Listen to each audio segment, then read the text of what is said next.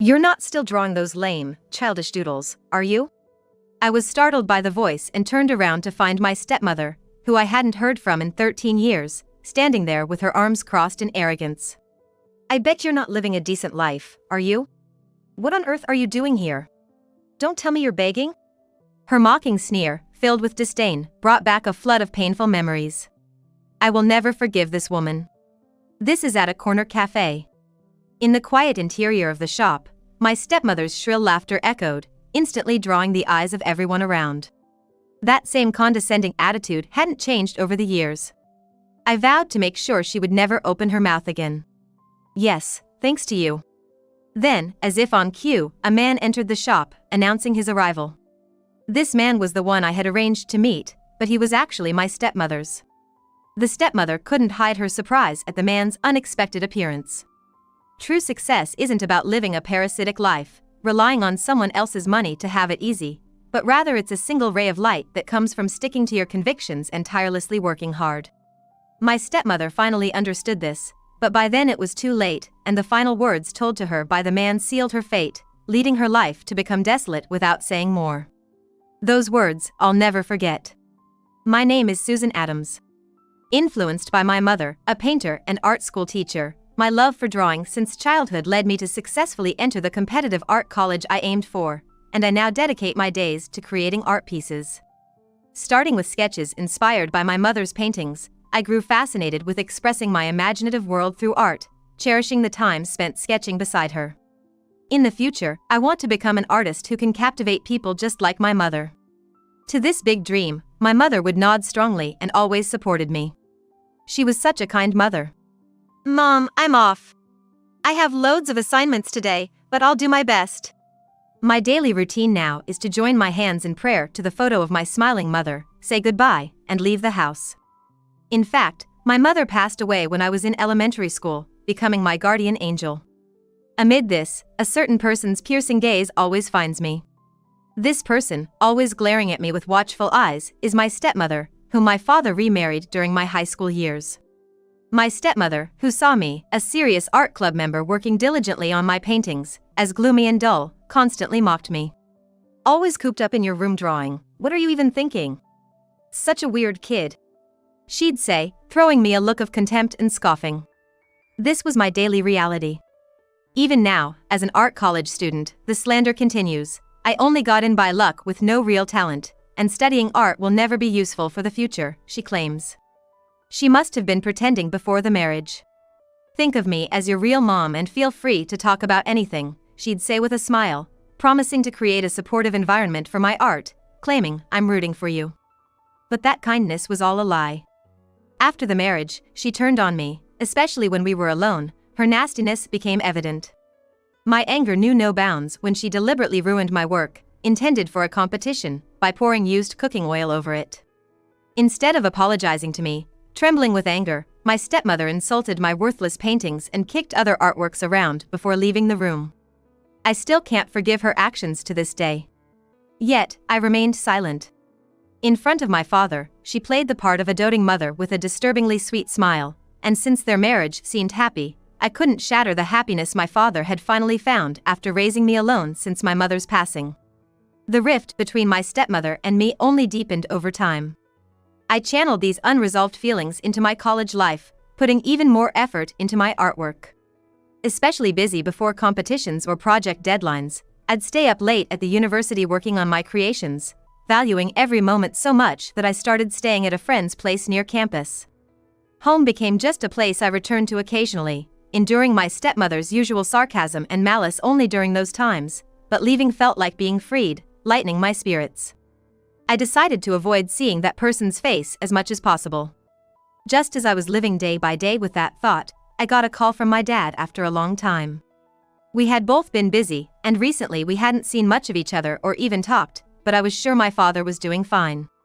That's what I believed until my dad, on the other end of the phone, hit me with shocking news that left me speechless.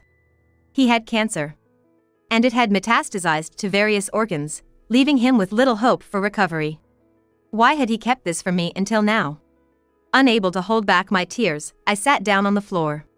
The intense shock shook me so deeply that I found myself alone in the university studio, crying out loud, forgetting myself in my grief. I don't want to go through this pain anymore. I can't stand to lose anyone else. Why, after my mother, is my father being taken from me too? Why am I being left alone? Late at night, I returned home. All the lights were off, plunging the house into darkness. My stepmother must have already gone to bed. I thought I heard my father's voice saying welcome back, but it was just my imagination, and sitting quietly in front of my mother's photo, I faced the reality that my father wasn't there in the house. Mom, please save Dad! The next morning, I left the house early and headed to the hospital where my father was. Susan, thank you for coming early in the morning despite being busy. My father greeted me with a gentle gaze, his voice weak and slightly hoarse. It was hard to imagine him so frail and thin, a stark contrast to his usual vitality, now connected to so many tubes and confined to his bed. Tears overflowed from my eyes again at the sight of him. Dad, how did this happen? Why didn't you tell me sooner? To that, my father, apologizing while smiling weakly. I didn't want to be a burden to you, Susan, who's working so hard. I never imagined it would get this bad. He had felt a bit off but attributed it to aging and continued his normal life. However, one day, he suddenly couldn't swallow food and felt a tightness in his chest. A rush to the hospital and subsequent tests revealed cancer in his esophagus. After treatments and surgery, it seemed the cancer was gone, but then it metastasized to his stomach and spine, leaving him with little hope for recovery. If only I had gone to the hospital sooner, if it had been caught in the early stages, this might not have happened. Saying that, my father looked up at the window.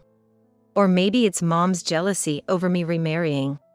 Looking at me again, my father smiled weakly. I was filled with a sense of helplessness. Mom would never do something like that. Knowing her, she'd probably say it's too soon for you to join her and send you back. So please, Dad, fight this. Don't leave me alone. After saying this, my father apologized again. Then, my days became a cycle of going back and forth between the hospital and college. Fortunately, my dad's room was private, and family stays were allowed, so I spent every night on a cot next to his bed. Day by day, my father's voice grew weaker and raspier, to the point where it was hard to make out what he was saying. Even so, we enjoyed a slow conversation. Susan, make your dream come true. I want you to fulfill the promise you made with Mom. I always loved the paintings my wife made. Reflecting on Mother like that, my father would look at me with a strong gaze. I was surprised when you started drawing as a child, it was so similar to Mom's gentle paintings. You've inherited Mom's talent. So, don't give up. Fulfill your promise to create art together with Mom. Even after remarrying, my father always thought of Mom. He cherished the memories with her deeply. Dad, thank you. Thank you for raising me with all your might. Yes, I promise. I'll never give up, no matter what. I'll fulfill my promise to Mom. My father will soon lose his sight and won't be able to hear my voice. That's why I want to express my feelings to my dad now. So that I won't have any regrets if he were to close his eyes tomorrow. Now, I'm going to express all my gratitude. Then, day by day, my dad's strength weakened and his breathing became erratic. Eventually, he no longer recognized my voice and quietly passed away. Dad, you've worked hard. Now, you can relax with Mom. I spoke these final words to my now cold father and bowed my head. Thank you. My father's funeral was carried out smoothly, and as many people saw him off, he embarked on his journey to the sky. Just as life began to slowly return to normal, my stepmother, looking at my father's portrait next to my mother's photo, opened her mouth. Sigh, how am I supposed to live now? I need to find someone else to earn money. Shocked by her words, I couldn't help but glare at her. What exactly does that mean? Noticing my stern gaze, my stepmother, with a calm face, smirked and said, in this world, your happiness is determined by how well you can cling to those with money. You're old enough to understand that, aren't you? Instead of foolishly drawing all the time, you should learn that skill, and with that, she walked into the back of the room. Was her marriage to my father all for the money? A shock I had never felt before ran through my body, and with my heartbeat quickening, a strong anger began to rise. No wonder my stepmother never visited my father during his illness. In fact, the only times she visited the hospital were on the first day of my father's admission and a few times when paperwork was necessary. Even as my father's consciousness faded, she never showed up, claiming to be busy. Probably, she was busy at home dealing with the insurance company. Indeed, my stepmother was the beneficiary of my father's life insurance, and not a penny went to me. She must have deceived my father, saying she intended to share it with me after receiving it. But no matter how much money she received, it could never replace my father. The value of a human life can never be exchanged for money. Oh, right, why don't you just leave this house? Even though I couldn't see her, I could hear my stepmother's unpleasant voice from the back of the room. I instinctively wanted to cover my ears. You do whatever you want. Have you any idea how much money that costs? How can you so carefreely live in this house, you money eater? Don't you ever think about working to help with the household expenses? I wanted to throw those words right back at her. My stepmother, a housewife, would finish the bare minimum of household chores and then spend her time watching TV until my father came home. She went out a lot, enjoying luxurious lunches and shopping with friends, and even overnight trips as she pleased. My father never showed any displeasure at my stepmother's actions, and she must have been quite satisfied with living life exactly as she wanted. While attending college, I tried to find time to work part-time jobs to help out, but due to my dad's strong wish for me to forge ahead with my dream and focus on painting, I decided to concentrate on my life at university. My stepmother probably didn't know about this interaction between us as parent and child. I don't need to be told, I'll pack my bags and leave. There's no reason for me to stay with someone as despicable as you any longer. You're not my mother, or anything to me. I've reached my limit. I understand she doesn't like having a stepchild. But I truly believed that she at least loved my father. However, her gaze was not on my father, but on his wealth. What's with that attitude? Who do you think has been taking care of such an unlovable, gloomy person like you? Show a little gratitude.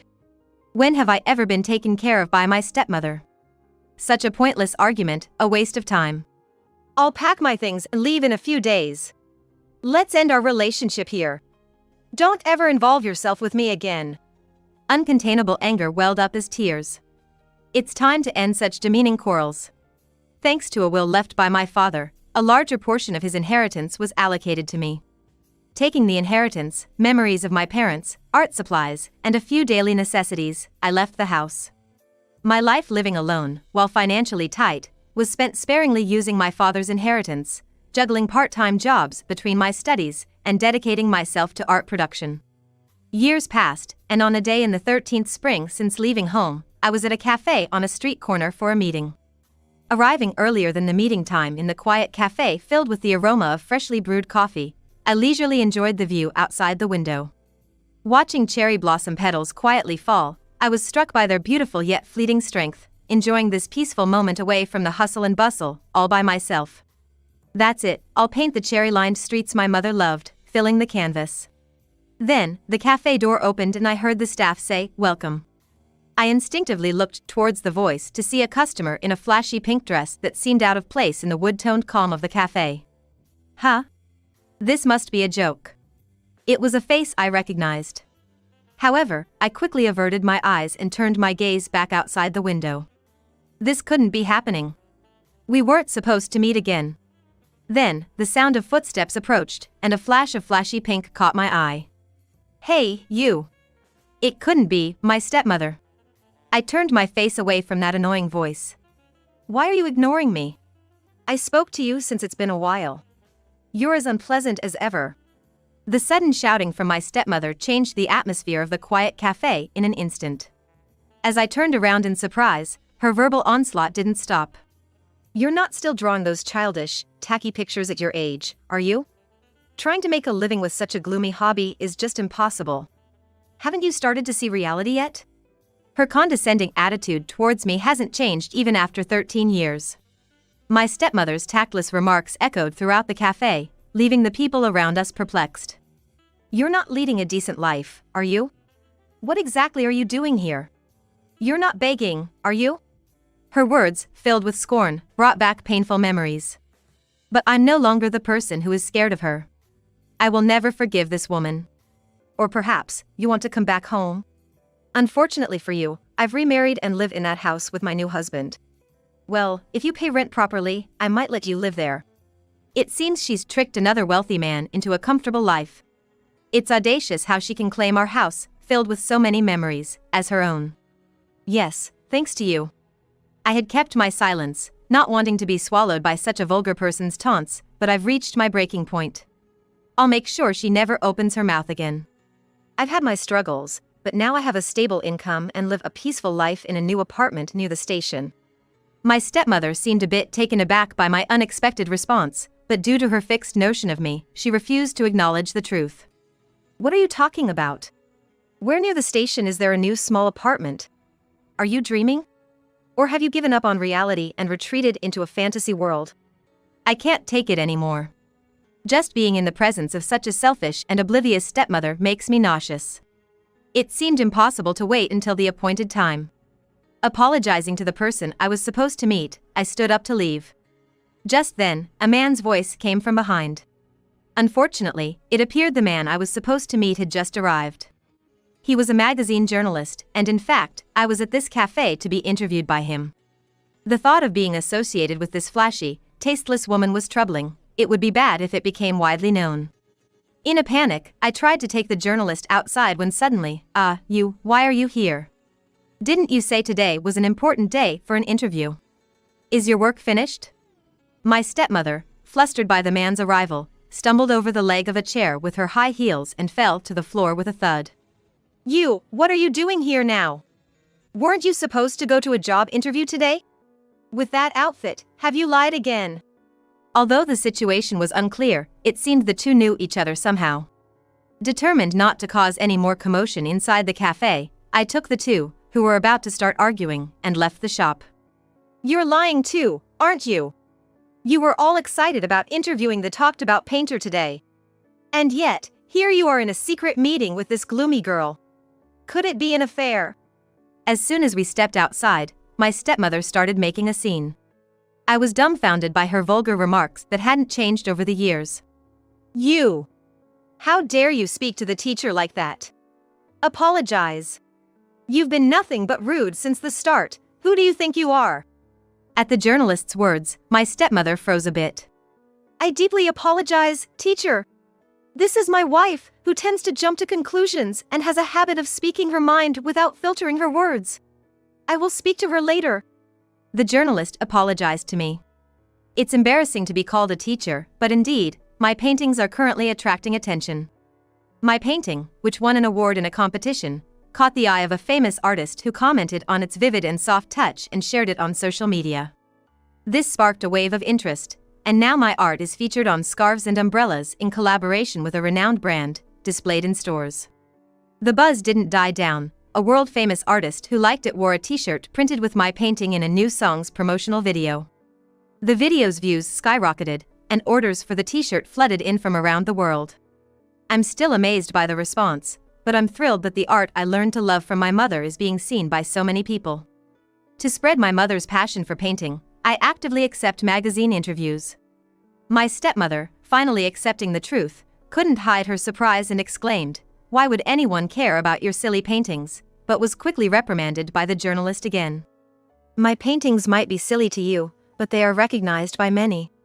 Thanks to that, my current residence is not the rundown apartment you imagine, but a high-rise with a beautiful night view near the station. Then, from the cafe, a woman came out holding a handkerchief. Excuse me, are you Ms. Adams? I noticed you inside.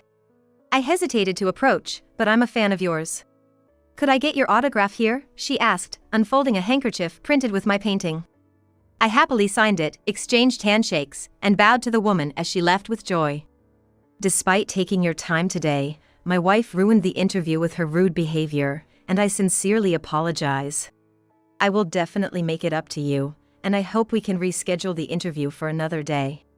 The journalist bowed to me several times and then led my stepmother away by the hand. Left alone in the sudden quietness, as if a storm had passed, I stood frozen. The way back home, overwhelmed by exhaustion, the argument between the two flashed through my mind. She lied again about going to a job interview. It seems there's trouble brewing between that couple too. Later, while I was finishing my artwork at home, the doorbell rang.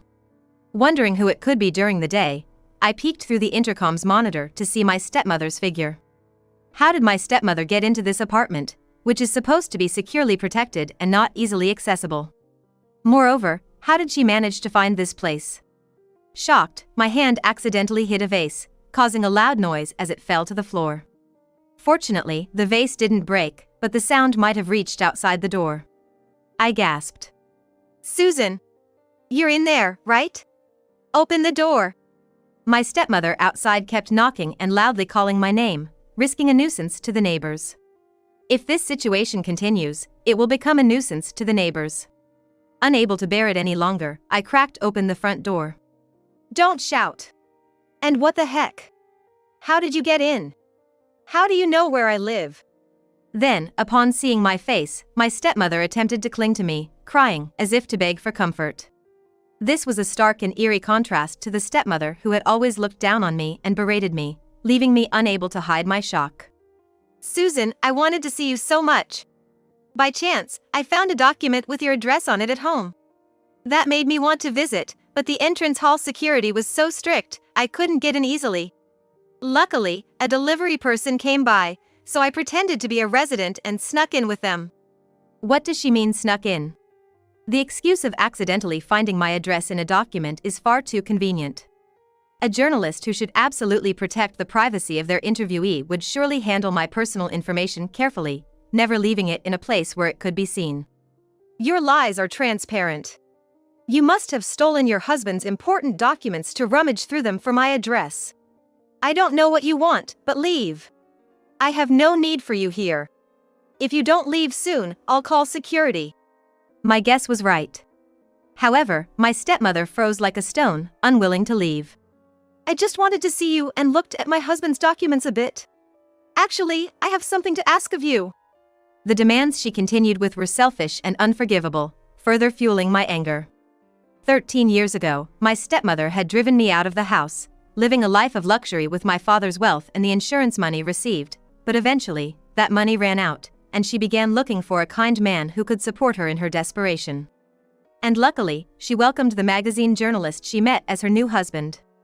My stepmother, appearing to be a kind and gentle woman, was skilled at attracting men with her looks, but her true nature was that of a vain, brand-obsessed person who sought an easy life by depending solely on wealthy men, undoubtedly a despicable human being. Despite running through the household finances with her shopping addiction for brands and going out daily, she even started dipping into her husband, the journalist's, savings secretly when the money ran out.